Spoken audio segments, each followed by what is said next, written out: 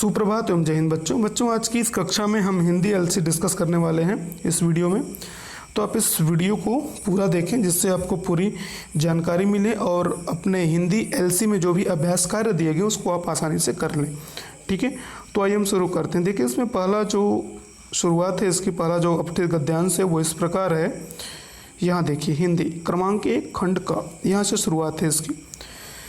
सफल वही होता है, निम्नलिखित अपठित गद्यांश को पढ़कर पूछे गए प्रश्नों के उत्तर दीजिए। ठीक है, सफल वही होता है जो समय के साथ चलता है। जो लोग प्रत्येक कार्य की योजना पहले ही बना लेते हैं वे अपने परिश्रम से सफलता की सीढ़ी पर चढ़ जाते हैं। किसी भी काम को हमें कल पर नहीं छोड़ना चाहिए बल्कि समय के साथ चलना चाहिए, क्योंकि जो व्यक्ति अपने काम को कल पर छोड़ता है वो असफलता एवं वह विकट परिस्थितियों को आमंत्रित करता है। उचित समय बीत जाने पर किया गया कार्य निष्फल होता है। उचित समय की प्रतीक्षा करनी पड़ती है, उसकी अगवानी करके उसका आशीर्वाद लिया जा सकता है, क्योंकि समय को अपनी उपेक्षा सहन नहीं होती। यदि सारी रेलगाड़ियां समय पर छूटें और समय से पहुँचे सारे लोग ठीक समय पर कार्य प्रारंभ करें और ठीक समय पर समाप्त करें तो सभी मनुष्यों का समय बच जाता है। ऐसा होने पर मनुष्य एक दिन में पहले से दुगना काम कर सकता है। समय में बहुत ताकत होती है। जो समय का हाथ पकड़कर चलता है समय उसे आसमान की बुलंदियों पर ले जाता है, और जो समय के साथ नहीं चलता समय उसे ऊंचाई से नीचे की ओर ले आता है। अब इसमें देखिए पहला प्रश्न है, जीवन में सफलता किन्हें मिलती है? तो इसका आंसर हो जाएगा जो हमेशा समय के साथ चलते हैं। असफलता एवं विकट परिस्थितियों को कौन आमंत्रित करता है? तो असफलता एवं विकट परिस्थितियों को कौन आमंत्रित करता है? जो अपना काम कल पर छोड़ते हैं। यानी ये सेकेंड वाला ऑप्शन यहाँ पर आपका सही हो जाएगा। इसका सेकेंड ऑप्शन सही हो जाएगा और इसका जो है वो इसका भी सेकेंड ऑप्शन सही हो जाएगा। ठीक है, यहाँ पर देखिए पहला प्रश्न है कि जीवन में सफलता किन्हें मिलती है? तो सॉरी जो समय के साथ चलते हैं, तो इसका आपका फोर्थ ऑप्शन सही होगा। ये 4 ऑप्शन, ठीक है, इसका 4 ऑप्शन सही होगा और इसका जो है आपका हो जाएगा सेकंड ऑप्शन सही हो जाएगा। ठीक है, जो अपना काम कल पर छोड़ता है वो असफलता एवं विकट परिस्थितियों को आमंत्रित करता है। ठीक है, जो अपना काम कल पर छोड़ता है। अगला प्रश्न है, देखिए उसके बाद अगला प्रश्न है किसी कार्य को कल पर छोड़ने से क्या हानि होती है? कार्य निष्फल हो जाता है। क्या होता है? कार्य निष्फल हो जाता है। किसी एक पल के लिए भी अपनी उपेक्षा सहन नहीं होती, तो समय को एक पल के लिए भी अपनी उपेक्षा सहन नहीं होती। अगला प्रश्न है, समय आसमान की बुलंदियों पर किसे पहुंचाता है? तो समय के साथ चलने वालों को, समय के साथ जो चलते हैं समय उनको आसमान की बुलंदियों पर पहुंचाता है। ठीक है, ये तो इस तरीके से यहाँ पर जो आंसर है आपको समझ में आ रहा होगा। उसके बाद व्याकरण है खंड ख, शब्द किसे कहते हैं? तो आप इसकी परिभाषा लिखें कि वर्णों का ऐसा सार्थक समूह जिसका कोई निश्चित अर्थ हो उसे हम शब्द कहते हैं। जैसे क म ल कमल। ठीक है, कमल एक शब्द होगी, जबकि लकम कोई शब्द नहीं है क्योंकि लकम का कोई अर्थ नहीं होता। ठीक है, पद किसे कहते हैं? तो वाक्य में प्रयुक्त शब्द को पद कहते हैं। जैसे राम घर जा रहा है, यहाँ पर राम घर जा रहा है, ये सब क्या है? पद हैं।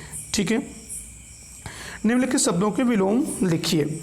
अब सज्जन का विलोम हो जाएगा दुर्जन, उषा काल का हो जाएगा सायंकाल, निर्भय का भयभीत हो जाएगा।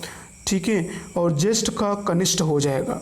रेखांकित शब्दों के विलोम लिखकर वाक्य पूरे कीजिए। यश का हो जाएगा अपयश, मृत्यु का जन्म हो जाएगा ना, अस्त का उदय हो जाएगा, जीवन का मरण हो जाएगा। ठीक है, निम्नलिखित शब्दों में उचित अनुस्वार और अनुनासिक लगाकर पुनः लिखिए।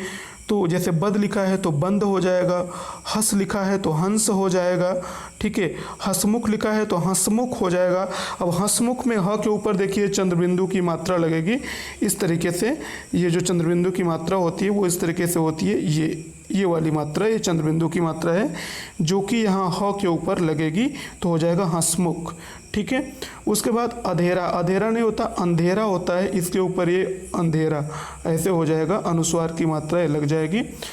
कांच, कांच नहीं होता बल्कि कांच होता है, तो इसमें कौन सी, इसमें अनुनासिक की मात्रा लगेगी, तो कांच हो जाएगा। बिंब, बिंब में ब के ऊपर देखिए यहाँ पर आपको बिंदी लगानी पड़ेगी, बिंब ब, ठीक है। तो इस तरीके से आप इसको कर लेंगे। उसके बाद देखिए कुछ प्रश्न दिए हुए हैं। दुख का अधिकार पाठ से पहला प्रश्न है, यशपाल के अनुसार दुख मनाने का अधिकार सभी को नहीं है, क्या आप इस विचार से सहमत हैं? कारण सहित उत्तर दीजिए। तो आप लिखेंगे हाँ, यशपाल के अनुसार सभी को दुख मनाने का अधिकार नहीं है, हम इस विचार से सहमत हैं। ऐसा क्यों? ऐसा इसलिए क्योंकि दुख की अनुभूति सभी को होती है, चाहे वह अमीर हो या गरीब हो, किंतु दुख मनाने का अधिकार सभी को नहीं है। यशपाल जी के इस विचार से हम सहमत हैं।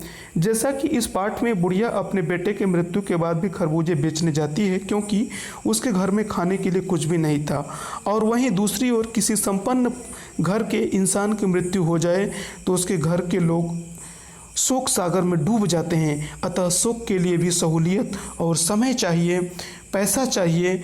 गरीब वर्ग को अपनी व्यवस्था के कारण दुख मनाने का अधिकार नहीं है, ठीक है। अगला प्रश्न है, देखिए, पुत्र की मृत्यु के दूसरे ही दिन मां को खरबूजे बेचने जाने की घटना से किस सामाजिक विसंगति का पता चलता है? तो पुत्र की मृत्यु के दूसरे दिन मां को खरबूजे बेचने जाने की घटना से परोपकार विहीनता,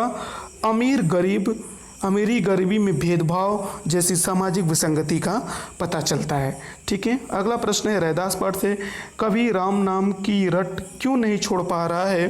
तो कवि राम नाम की रट इसलिए नहीं छोड़ पा रहा है क्योंकि कवि अपने आराध्य के साथ उसी तरह मिल गया है जैसे चंदन और पानी मिलकर एक दूसरे के पूरक हो जाते हैं, ठीक है।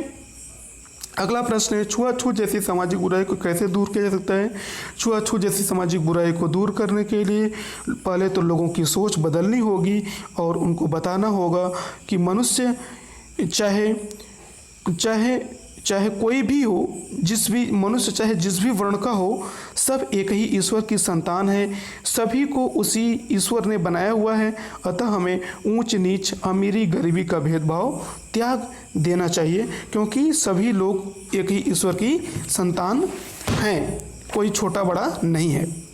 अगला प्रश्न है, गिल्लू लेखिका को किस परिस्थिति में मिला? तो गिल्लू जो है वो लेखिका को घायल परिस्थिति में मिला। जिस समय गिल्लू लेखक मिला उस समय जो कौवे थे, कौवे उसको चोंच मार रहे थे। कौवों के चोंच मारने के कारण वो क्या हो गया था, घायल हो गया था, और घायल परिस्थिति में मिला। लेखिका उसको ले आई अपने घर और उसको क्या किया उन्होंने, उसके घाव को धोया, उस पर मरहम पेंसिलिन लगाई न, रुई से पोंछकर, इस तरीके से उन्होंने उसकी सेवा की, जिसके कारण वो गिल्लू बाद में ठीक हुआ। तो यहाँ पे गिल्लू लेखिका को किस परिस्थिति मिला? तो बस आपको यही लिखना है, गिल्लू लेखिका को घायल परिस्थिति में मिला, ठीक है। अगला प्रश्न है, हमारा पशु पक्षियों के प्रति क्या कर्तव्य होना चाहिए? पाठ के आधार पर स्पष्ट कीजिए। तो आप लिखेंगे कि हमारा पशु पक्षियों के प्रति यह कर्तव्य होना चाहिए कि हमें उनकी रक्षा करनी चाहिए तथा उनके खाने पीने की उचित व्यवस्था करनी चाहिए। जैसे उनके लिए छत पे पानी रख देना चाहिए, दाना रख देना चाहिए, ठीक है। और उन्हें पिंजरे में बंद नहीं करना चाहिए, उन्हें आज़ाद छोड़ देना चाहिए, क्योंकि जिस तरीके से मनुष्य को आज़ादी बहुत प्यारी होती है, उसी तरीके से पशु पक्षियों को भी, प्रत्येक व्यक्ति को आज़ादी बहुत प्यारी होती है, ठीक है। उसके बाद देखिए अगला है रचना। लगभग 100 शब्दों में एक अनुच्छेद आपको लिखना है, आत्महत्या पर मजबूर किसान। किसान आज के समय में, वर्तमान समय की जो स्थिति है, किसान आत्महत्या क्यों कर रहे हैं, किसान आत्महत्या के लिए क्यों मजबूर हो रहा है, इसके बारे में आपको एक अनुच्छेद लिखना है। तो इसमें जो पॉइंट दिए हुए, इस पॉइंट को नोट करते हुए, इस बिंदु को देखते हुए आपको लिखना है। जैसे किसानों की स्थिति, हमारे देश में किसानों की समय क्या स्थिति है, इसके बारे में आपको लिखना है। सरकार की उदासीनता, सरकार किसानों की नहीं सुन रही है, सरकार किसानों के प्रति उदासीन है, इसके बारे में आपको बताते हुए एक 100 शब्दों का अनुच्छेद लिखना है। तो ये आप लोग खुद से लिखिएगा, ठीक है। उसके बाद देखिए कन्या भ्रूण हत्या एक सामाजिक अपराध। कन्या भ्रूण हत्या एक सामाजिक अपराध है, ठीक है।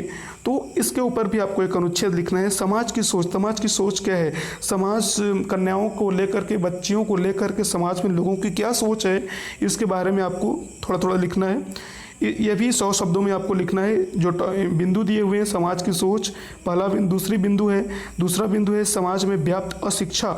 समाज में व्याप्त अशिक्षा के कारण भी ये कन्याओं की जो भ्रूण हत्या हो रही है, इसमें एक सबसे बड़ा कारण व्याप्त अशिक्षा है, समाज में व्याप्त अशिक्षा, कानून की नज़र में अपराध। ठीक है, तो इन 3 बिंदुओं पर आपको 100 शब्दों का अनुच्छेद यहाँ पर लिखना है कन्या भ्रूण हत्या पर, जो कि आपको खुद से लिखना है। अगर इसमें किसी तरह कोई समस्या होती है तो आप मुझसे संपर्क जरूर करें। ठीक है, पत्र लेखन। छात्रावास में रहकर पढ़ने वाली अपनी छोटी बहन को मन लगाकर पढ़ने एवं समय का सदुपयोग करने की सलाह देते हुए पत्र लिखिए। देखिए, अनौपचारिक पत्र हैं, पत्र 2 तरह के होते हैं, औपचारिक और अनौपचारिक। ठीक है, यह एक अनौपचारिक पत्र है। तो यहाँ पर आपको, आपकी कोई छोटी बहन है जो छात्रावास में रहती है, तो आपको एक पत्र लिखना है। अगर आपको है या नहीं है, लेकिन फिर भी आपको पत्र लिखना है, क्योंकि यहाँ पर एक आपको ये कल्पना करनी है कि अगर हमारी बहन छात्रावास में, छोटी बहन छात्रावास में रहकर पढ़ाई करती, मन लगाकर पढ़ने एवं समय का सदुपयोग करने की सलाह देते हुए आप उसको एक पत्र लिखेंगे। चूँकि आप बड़े भाई या बड़े बहन हैं, ठीक है, जो भी है, तो आप अपने छोटे बहन को मन लगाकर पढ़ने और समय का सदुपयोग करने की सलाह देते हुए एक पत्र लिखेंगे। तो इसमें सबसे पहले आप अपना पता लिखेंगे। ठीक है, उसके बाद प्रिय बहन जो भी आप लिखेंगे उस तरीके से आप उसको लिखेंगे। ठीक है, तो ये आपको लिखना है। उसके बाद अगला है, देखिए, नारा लेखन। नारा लेखन जैसे वृक्षारोपण को बढ़ावा देने हेतु नारा लिखिए। तो यहाँ पर आपको नारा लेखन करना है, जिसको स्लोगन लेखन भी बोलते हैं।